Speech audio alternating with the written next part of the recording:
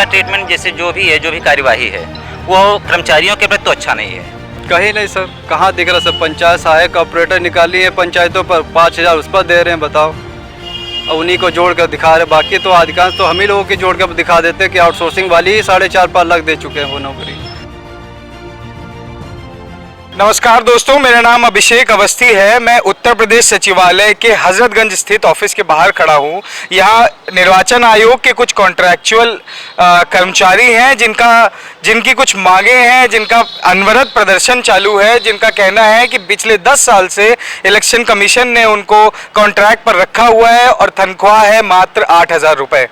इनका काम क्या है? इनका काम है कि ये निर्वाचन कार्ड, इलेक्शन कार्ड बनवाते हैं, वोटर लिस्ट बनाते हैं, और इनका कहना है कि हर चुनाव से 1 साल पहले से इनका काम शुरू हो जाता है और काम करने का कोई बाउंडेशन नहीं है। कभी वो नौकरी नौकरी लोगों की 8-10 घंटे चलती है, इनकी वो 24 घंटे की नौकरी है। हम इन्हीं से बात करेंगे, इन्हीं से इनके मुद्दे जानेंगे और पूछेंगे कि क्या वो वजहें हैं जिनकी वजह से आज ये प्रदर्शन कर रहे हैं और क्या इनकी मांगे हैं। भाई साहब, क्या नाम है आपका? जी, मेरा नाम विनोद कुमार है। विनोद भाई, क्या है मसला? आप लोग क्यों यहाँ पे प्रदर्शन कर रहे हैं? क्यों आपका काम 1 तारीख से बंद है? जी, एक्चुअली प्रदर्शन करने का एक कारण ये भी है कि हम लोग विगत 2011 से हम लोग पीछे नीचे स्तर से थे, मतलब एक लोकल वेंडर लगाया गया था हम लोगों को ज़िले से। तो ये वहाँ पर हम लोगों को कभी 6,000 देता था, कभी 7,000 देता था वो लोग। तो फिर इसी चीज़ को लेकर के यहाँ मुख्य निर्वाचन अधिकारी को ये लगा कि ज़िले में जितने भी जनपद हैं पूरे उसके, तो उन्होंने क्या कि सभी लोगों को सही तरीके से ना तो सैलरी मिल पा रही ना कुछ। तो उन्होंने क्या किया कि एक संस्था है हमारे यहाँ लखनऊ में जो नेलेट है, तो उन्होंने क्या किया कि एग्ज़ाम इनके थ्रू कराने के लिए ये हुआ कि इन लोगों सबको यहाँ से कर देते हैं। तो हम सभी को यहाँ से एक एग्ज़ाम लिया गया, उसके थ्रू हम सभी को यहाँ से कर दिया गया। अब हम लोगों को यहाँ से जो है पहले 6956 मिलता था, फिर क्या हुआ कि और किस कारण से सब और थोड़ा थोड़ा बढ़ाया, वैसा हमें नहीं पता है। PSIC भी हम लोगों का कटता है, उसी से सब कुछ है। अब वर्तमान में हम लोगों को 8400 कुछ रुपए मिलता है, ये 2014 से निरंतर मिलता चला आ रहा है। हम लोग कई बार विगत जो है मुख्य निर्वाचन अधिकारी जी हैं और अपने ज़िले से है DM को सबको अवगत कराया है कि सर हमारा मानदेय बहुत कम है, और जिस हिसाब से हम लोगों का काम है एक्चुअल हम लोग पूरे जो विधानसभा लोकसभा है और नीचे स्तर के चुनाव हैं, जो आपके MLC चुनाव हैं और जो ये प्रधानी पंचायत जो निर्वाचन होता है, ये हमारे उसमें नहीं आता, लेकिन ये रेवेन्यू डिपार्टमेंट में एक DM के अंडर के सारे काम होते हैं। तो हम लोगों को उनके अंडर पे अगर हम हैं तो हमें अगर उनका तो हमें सबको फॉलो करना पड़ेगा। भले ही हम यहाँ से हैं, हमारा कॉन्टैक्ट सेंटर, लेकिन हमें DM के अंडर SDM के अंदर पे काम करना, तो सभी के रूल्स फॉलो करने पड़ेंगे। तो हम लोगों को उसका एक्स्ट्रा कोई पेमेंट नहीं मिलता, ना ही हमें उसका वेतन मिलता। हमें सिर्फ सैलरी मिलती है लोकसभा, विधानसभा और MLC चुनाव जो कराते हैं। हमारा काम है वोटर लिस्ट को पूरी तैयार करना, शुद्ध कराना। जो लोग मृत हो गए हैं, शादी हो गई है, उनके नाम हम लोग हटाते हैं, घटाते हैं, बढ़ाते हैं। और हम लोगों का ये EVM का जो काम है, जो ये नई दिल्ली देखती है EVM का सारा काम यहाँ से भी होता है, तो उस सब का काम भी हम ही लोगों से कराया जाता है। जबकि उसका एक अलग सा एक अपनी टीम होती है उसको कराने के लिए, तो वो भी ज़िले में दबाव बना करके उसका मोबाइल से स्कैनिंग करना, उसके बारकोड बनाना, कौन सी मशीन जो है ख़राब हो गई उसको अलग से दिखाना, इंजीनियर भी आते हैं। तो इस वक्त वर्तमान में FLC का काम चल रहा है सारे जनपदों में, तो वहाँ पर भी सारे VRCओं को ही लगा दिया गया काम करने का। तो VRC ये जो ERO नेट है, नाम बटाने बड़ा ऑनलाइन, ये 12 महीना चलता है, कभी बंद नहीं होता। सारे VRC वर्तमान अपना भी काम करते हैं, स्वयं जो वोटर लिस्ट नाम घटाना बसाना है, और अधिकारियों के पोर्टल भी बनाए गए। 4 पोर्टल ERO ने बनाया गया है। पहला ऑपरेटर लॉगिन बनाया गया है, फिर ARO बनाया गया है और ERO बनाया गया है, और DO भी है और DO असिस्टेंट भी है बनाया गया। लेकिन VRC को ERO नेट के सारे यूजर एंड पासवर्ड VRC को दे दिया गया है। जबकि काम जैसे ERO नेट में क्या है, VRC का काम होता है फॉर्म को फीड करना, VRC ने फीड कर दिया, VRC का काम खत्म। अब क्या करता है VRC ही फील्ड में वेरिफिकेशन के लिए फॉर्म वो तहसीलदार का पोर्टल खोल के, ARO का पोर्टल खोल के वो BLO को फील्ड वेरिफिकेशन के लिए भेजता है, VRC ही भेजता है। जबकि ये काम ARO का है। वो ARO में जो है चाहे वो BDOज हों या तहसीलदार हो, ARO इनको बनाया जाता है। ARO में सब डिविजनल मजिस्ट्रेट यानी SDM को बनाया जाता है। तो उनके भी सारे यूजर है, बट हमने फील्ड पे हम ही भेजते हैं फॉर्म। फिर BLO की रिपोर्ट डाटा एंट्री ऑपरेटर के लॉगिन से लगती है। वो फील्ड से चेकलिस्ट के लिए इतना बजट तो होता नहीं, VRC को इतना प्रेशर बना के दिया कि आज रात में अगर 8 बजे आपको फ़ोन किया गया कि आप आज सर्वर खुला है और कल बंद हो जाएगा, रात में हम लोगों को रुक के वहाँ करना पड़ता है। खाना पीना परिवार सब छोड़कर हम लोग वहीं रहते हैं। फील्ड पे गया, वही फॉर्म फिर ARO भेजता है अपने ERO को कि सर ये फील्ड से आया हुआ है, इसको एक्सेप्ट रिजेक्ट, वो काम एसडीएम का है, वो काम भी हम ही से कराया जाता है। अगर हम ये कह देते हैं कि सर ये काम हम नहीं कर पाएंगे, हमारे पास बहुत ज़्यादा काम है और को, तो ये होता है अब आपको धमकी दी जाती है कि मैं आपको निकाल दूंगा। आप हमारी हर महीने उपस्थिति न्यायालय के पास आती है, एक प्रति मुख्य निर्वाचन अधिकारी के पास आती है, ताकि वेरिफिकेशन हो गया कि वर्तमान में कौन आता है। हम लोगों का पेमेंट का जो मसला है, वो पेमेंट का मसला कभी 3 महीना हो जाता है, पेमेंट नहीं आती। हम अपने संस्था न्यायालय से पूछते हैं कि सर हमें अभी तक पेमेंट नहीं मिल पाई इस बात की, तो वो बोलते हैं कि यहाँ से ही बजट नहीं मिल पाया मुझे, वो बोलती है। जब यहाँ पहुँचते हैं तो ये होता है कि आपका कोई बजट पेंडिंग नहीं है। तो हम लोग ये परेशान हो जाते हैं कि सर एक तो 8,000 रुपये मिलता है, वो भी समय से नहीं मिलता है, तो हम लोग कहाँ जाएँ, कितने में क्या करें। और कैसे चलाते हैं काम? 8,000 रुपए तो आज की डेट में मेरे ख्याल से महीने का कुछ भी नहीं है।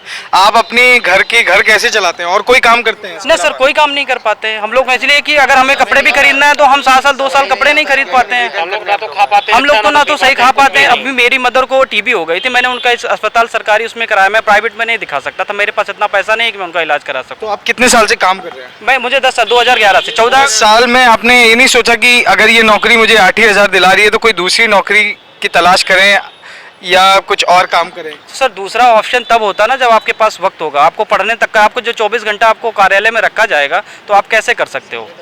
आपको भी किसी चीज़ के लिए अगर वक्त मिलेगा एक्स्ट्रा, तभी। जैसे हमने कई बार बहुत बीआरसी ऐसे हैं, उस वक्त एज हमारी कम थी, ये था कि सर आप बताएं, आप लोग कंप्यूटर ऑपरेटर का हाँ, हम लोग सभी सारे बीआरसी ऑपरेटर हैं, वोटर रजिस्ट्रेशन सेंटर ऑपरेटर। सारी समस्या हम लोगों की यही है कि हम लोगों का चाहे हमको परमानेंट किया जाए या ना किया जाए, उससे मतलब नहीं है। हम लोगों का वेतन 25,000 कम से कम जो सामान्य कार्य है उतना हम लोगों का वेतन हो जाए और हमारी कोई मांगे नहीं है। यही हमारी मुख्य निर्वाचन अधिकारी महोदय से निवेदन। आप भी कंप्यूटर ऑपरेटर हैं? मैं भी कंप्यूटर ऑपरेटर। तो क्या मांगे आपकी? यही मानदेय को लेकर वृद्धि। कितने साल से काम कर रहे हैं आप? 2011 से ही। क्या है एजुकेशन आपकी? इसमें MA फाइनल। MA फाइनल जी। तो उत्तर प्रदेश में पोस्ट ग्रेजुएट एक स्टूडेंट की सैलरी 8,000 रुपए है। ये है रोजगार की हालत। और लोगों से बात करेंगे। भैया आप बताएं, क्या आपका एक्सपीरियंस कितने साल से काम कर रहे हैं? यहाँ इसमें हम लोग 10 साल से काम कर रहे हैं। 10 साल में आपका क्या एक्सपीरियंस है? इस उत्तर प्रदेश सरकार में काम कर रहे हैं, इलेक्शन कमीशन में काम कर रहे हैं आप। इलेक्शन कमीशन एक बहुत बड़ी संस्था है सरकार की, भारत की। क्या उनका ट्रीटमेंट है? नहीं, उनका ट्रीटमेंट जैसे जो भी कार्यवाही है वो कर्मचारियों के प्रति तो अच्छा नहीं है, क्योंकि कर्मचारी हर तरीके से, मतलब हम लोग 24-24 घंटे यहाँ काम करते हैं सिर्फ इसलिए कि हमारा जो काम है वो कम से कम बेहतर हो। लेकिन उसके बाद भी यहाँ के अधिकारी हम लोगों के बारे में नहीं सोचते। अगर कभी हम लोग यहाँ फ़ोन भी करते हैं, आप ये मान के चलिए कि जब भी मीटिंग होती है, यहाँ से प्रदेश स्तर की मीटिंग होती है, वीडियो कॉन्फ्रेंसिंग होती है, तब हम लोग को ये बताया जाता है कि आपको कोई समस्या हो तो यहाँ आप तत्काल फ़ोन करिए। लेकिन यहाँ कुछ अधिकारी ऐसे हैं कि अगर फ़ोन किया जाए तो उनका कहना सीधे सीधे रहता है कि अपने ERO से बात करो, और ERO कुछ नहीं जानते हैं। मतलब सारी लॉगिन ID हमको चलानी रहती है, सारा काम हमको करना रहता है, लेकिन फिर भी उस काम के प्रति अगर हम यहाँ पहुँचते हैं तो हमको कोई जवाब नहीं मिलता है। कहा यह जा सकता है कि मतलब हम लोगों के बारे में कोई सोच ही नहीं रहा है जी।